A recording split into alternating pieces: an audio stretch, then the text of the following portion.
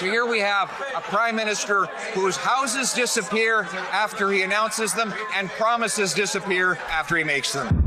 This is a wild session. Welcome back to Moose and Loose. My name's David. Today, we've got Pierre bringing up some new data that came from the Parliamentary Budget Officer showing how bad Mark Carney's housing program is really doing. And in arguing this policy and its lack of production, Carney launches personal attacks against Pierre. Pierre keeps clapping back with facts. And after Carney gets in a couple more personal attacks, does debate with the Bloc, he then just ducks out of Parliament in the middle of Pierre debating him. He outright just flees. He can't handle the debate. And Pierre calls him out to his face as he's walking out. Let's jump into this. We learned today that 8 months after the Prime Minister was elected, promising to build nation-building projects at speeds not seen in generations, he hasn't even begun consulting with First Nations people about his promised pipeline to the Pacific. And now the Assembly of First Nations has condemned his plan because he hasn't done any consulting with them. Today he will address the Assembly. Will he for once say one thing to no matter who the group he's speaking to, be clear that he wants the pipeline to get built and that he'll get the consultations done to make it happen? The Right Honourable Prime Minister. Mr. Speaker, the great thing about Hansard is you can consult it and find out what the member opposite said last week. In effect, would we ram through a pipeline? No, never. No, never. We will consult free, prior, informed consent with First Nations. We will work with the province of British Columbia. We have conditions in the MOU with Alberta. We know how to work with the provinces. We know how to consult. We know how to respect. Does the member opposite? We know exactly what his conditions are. Must be a major investment in carbon capture. So it's a grand bargain, and that creates the possibility of accessing energy sources in Western Canada. Nobody wants to buy our CO2. That is the problem. So spending $16 billion to pull it out of the air doesn't do anything to help our economy. Yes, Mr. Speaker, transcripts are great things, and he just renamed Justin Trudeau's immigration minister to cabinet, the guy who destroyed our immigration system and helped double the housing costs in this country. And that minister has now had something to say about this prime minister's failure to consult on pipelines. He said the consultation should have started yesterday, and it can't be done on a desktop, making reference to his fellow ministers' promise that they would do consultations by Zoom. So why is it that he didn't start 8 months ago consulting First Nations? Is it because he doesn't care what they have to say, or because he just doesn't want the pipeline to get built? The Right Honourable. Mr. Speaker, I recognize this situation is very, very complicated for the member opposite. That's right. First off, you have to have a pipeline project. You have to have a private proponent.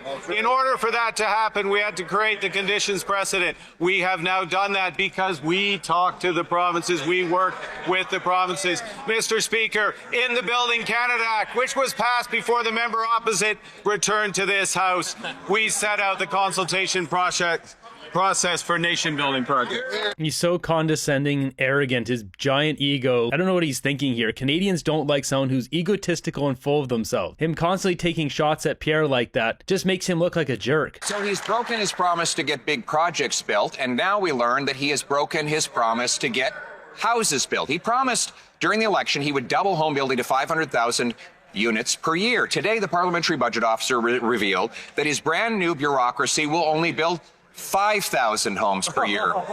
99% less than he promised, Mr. Speaker, after Conservatives built well over 200,000 homes at half the cost today. Why won't he listen to us and stop building bureaucracy so that we can start building homes? Mr. Speaker, the great thing about being a lifelong member of Parliament is you've never built anything and you don't know numbers. True.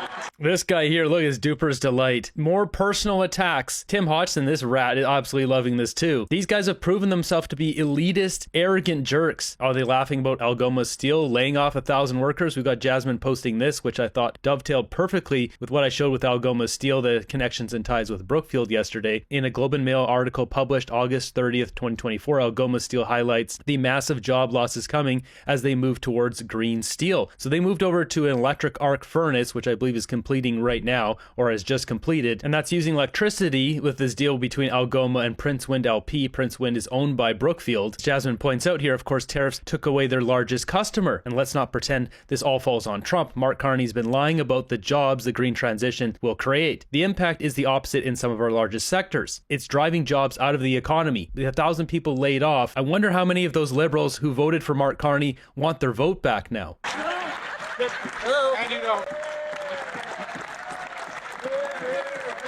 And you go.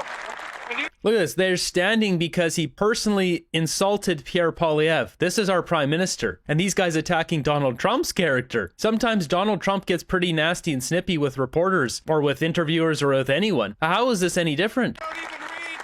You don't even read the PBO report, which says it will contribute to projects containing 86,868 units, 130,000 a unit. That is what we're doing, Mr. Speaker. Mr. Speaker, the only thing that member built when he was the governor of the Bank of England was the housing crisis in that country. And then he built a tax haven in the Caribbean so he wouldn't have to pay the same taxes he imposes on the Canadian people. Our youth need homes, jobs, and hope. This Prime Minister only offers them broken promises and more sacrifices. He even held a photo op in front of a house that was dismantled after he left it. So here we have a Prime Minister whose houses disappear after he announces them and promises disappear after he makes them. Houses disappear after he announces them. Yeah, so that came out $32,000 is what they spent on moving these fake phony baloney houses into that property. Pierre is so good at bringing up every single thing Mark Carney said that is wrong, that is bad, sacrifices, nailing him on who cares. It's a matter of time before swing voters wake up here to realize that Mark Carney's destroying our country. Mr. Speaker, the House in that announcement was sent to Nunavut. Nunavut is one of the territories of this great country. Nunavut is more than just a place where you... Why is this like, some big gotcha moment? There's no gotcha here. You guys put a fake house there. Now it's being put on a truck and shipped up to Nunavut. So what? It was a fake announcement. That's the point. It was a lie. It's not a real construction site. Fly in, make a photo op, don't speak to the Premier of Nunavut. Nunavut is where we are building 700 houses under Bill 10 homes. Houses that are cheaper, houses that are more efficient, houses that work. 700 houses. They're bringing in millions of people every year. They're bringing in over 3 million temporary workers and students, over 350,000 new citizens per year, and over 160,000 asylum claimants per year. He's going to brag about 700 houses? Problem is getting worse. It's not getting better, and it's getting worse at an astronomical rate. This is wild here. So after the first back and forth there, Blanchette gets his time to question Carney, and then Carney starts to leave, and as Pierre gets up, he calls him out as Carney's leaving here. Look at this. Given the absence of an agreement with First Nations who voted against this agreement this morning, does the Prime Minister not think he should make sure that all parties should be able to sign this free, prior, and informed consent? The Prime Minister. Mr. Speaker, this is a memorandum of understanding with commitments, with great investments that Alberta will make in carbon capture, the industrial carbon tax 6 times greater, and also we are tightening rules in other areas. The honourable leader of the opposition. Where are you? Mr. Speaker, you can't build homes if you run out of the house. Right. That's what the Prime Minister is doing right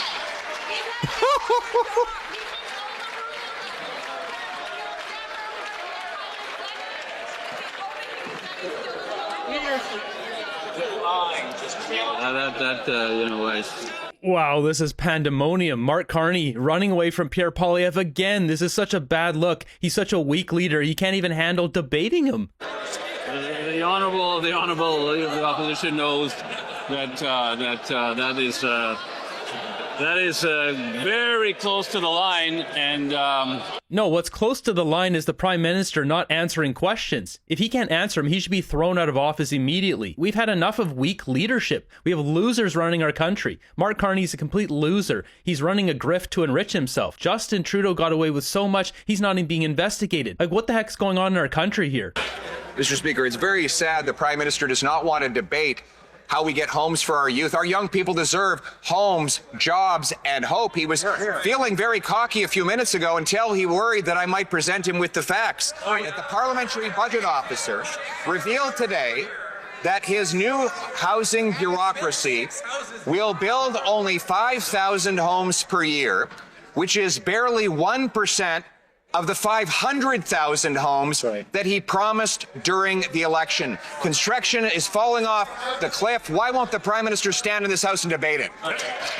As I just showed you, 3 million people plus the refugees and immigrants every year through 300,000, 160,000. That's 500,000 right there. Add in the 3 million. That's 3.5 million people they're allowing to come into our country. And sure, some of the temporary foreign workers or some of the mobility program or some of the students will go home. Even if you cut that number in half, 1.5 million plus 500,000 is 2 million people per year. And they promised 500,000 homes per year. Make that make sense. If you had even 500,000 houses being built per year and you have 2 million coming in, you're at a net deficit of 4 times every single year. It's 400% over the limit, and we're not even at that. We're 250,000 homes per year, meaning the only way to fix this problem is to cut immigration to near zero. Stop allowing refugees from most countries, except for ones from countries that where it really is life and death. Not India, not a lot of these South Asian countries. People are taking advantage of our system. Our immigration system is so broken in this country, it's unbelievable. And Mark Carney just ran away when Pierre called him out to his face.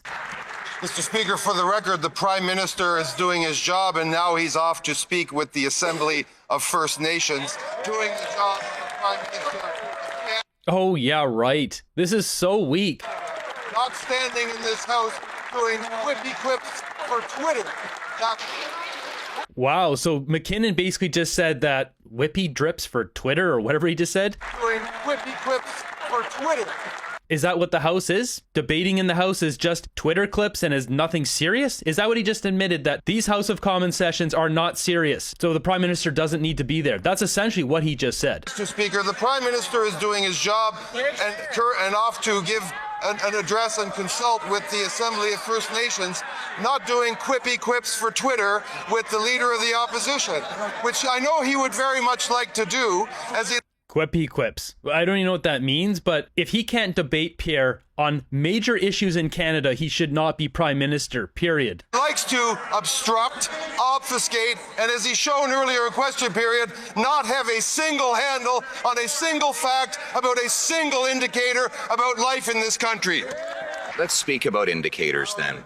I'm going to quote the Parliamentary Budget Officer. Build Canada Homes, the Prime Minister's program, is presented as part of the government's efforts to double the pace of housing construction over the next decade. That said, the government has not yet laid out an overall plan to achieve this goal. We anticipate that the contribution of Build Canada Homes will likely be modest and estimate that the program will add about 26,000 units over 5 years, representing 2.1% increase in housing completions, not the 100% increase the Prime Minister promised.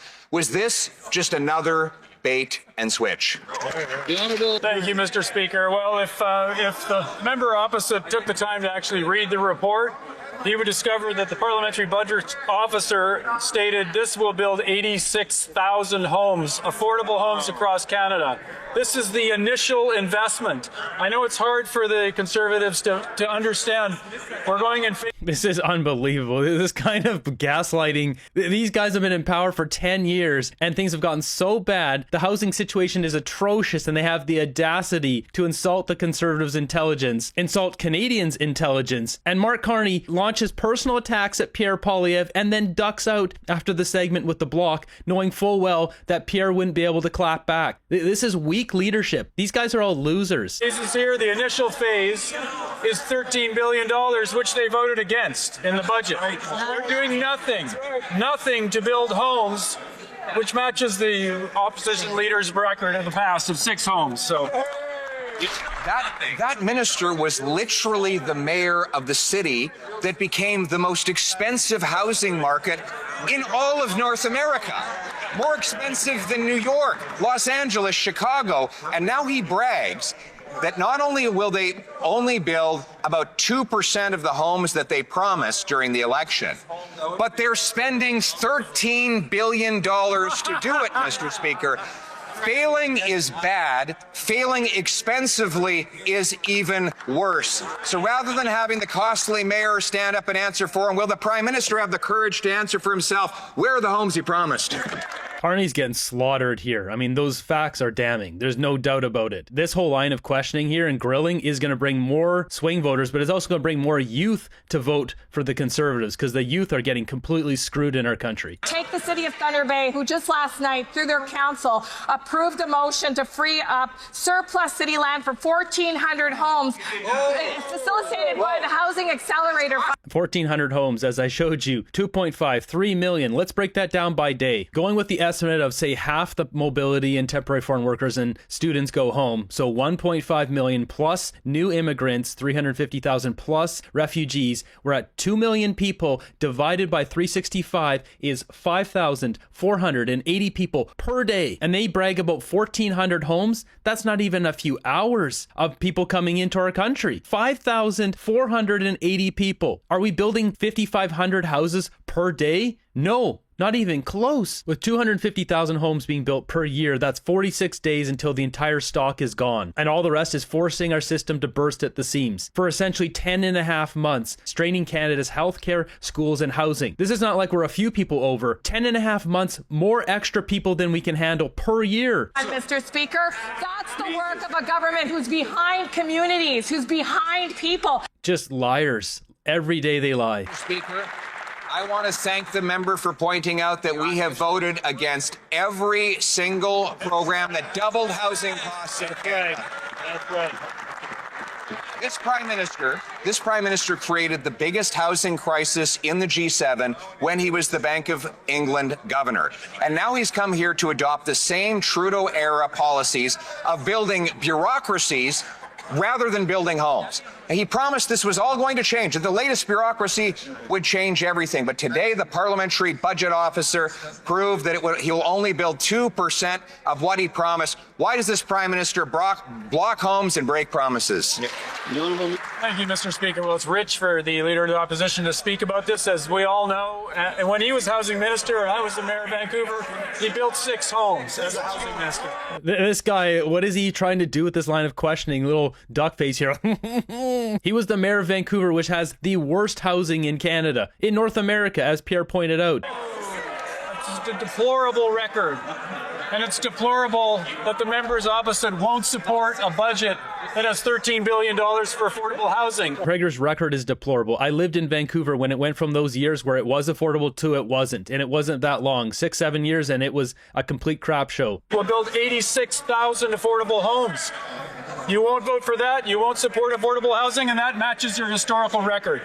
So they bring in 2 million people and then build 86,000 homes? They need to get a new calculator. Mr. Speaker, it was 200,000 homes, and the average cost of buying one was $450,000, Mr. Speaker. The average rent for a one-bedroom was $900. This government came along and built bureaucracy to block homes and printed money to inflate their costs. They allowed mass immigration that was out of control, that ballooned demand, and left us with the worst and most expensive housing anywhere in the G7. And today, the parliamentary budget officer blew the lid off their latest promises, showing that they will build about almost none of the homes that they actually promised in the last election. Why won't the Prime Minister stand in the House and take account for that? The Honourable Governor. Mr. Speaker, the lid's been blown off, but the lid's been blown off the tired lines of the Leader of the Opposition, which he's been using for 2 years. Is that what this is? Tired lines? People are losing their houses. I don't understand how anyone can vote for these guys. He has systematically stood in the way of investments in supportive, in social, in low-cost and low-income housing in this country throughout his exclusive 20-year career in this House of Commons. He has systematically stood in the way of supports like dental care, like child care, like the Canadian It's interesting. They're doing a lot of personal attacks on Pierre. I think this is a new strategy change that somebody, whoever their communications expert is, probably in preparation for Pierre's leadership review, is not going to change anything. I don't know what they think they're doing with this. It just makes them look like they're hiding something. They're afraid of the guy, and it makes them look like jerks. Benefit, like school nutrition, the very things that he fakes and pretends to care about in this House, but would vote against, and Canadians know he would vote against everything with care in the name, Mr. Speaker. He needs to... The Honourable. Mr. Speaker, it is impossible for us to vote against affordable housing because there is no affordable housing after 10 years of this Liberal government. Now, one positive idea we could all agree on is to reduce the cost of the steel, the concrete, the cement, the glass that goes into building homes. But unfortunately, this Liberal government has an industrial carbon tax whose stated purpose is to raise the cost of all of those things. Why won't they accept this positive idea to take taxes off home building so that our youth can finally have homes, jobs, and hope like this? Mr. Speaker, yesterday it was distressing to see member of parliament after member of parliament from the Conservative side vote against and argue against relieving consumers of the price of carbon, which we have, as you know...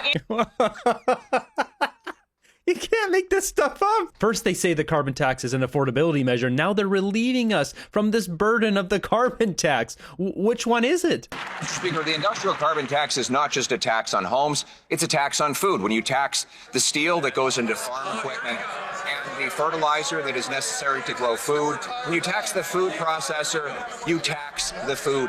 No wonder that since this Prime Minister took office, food prices have increased roughly 40% faster in Canada.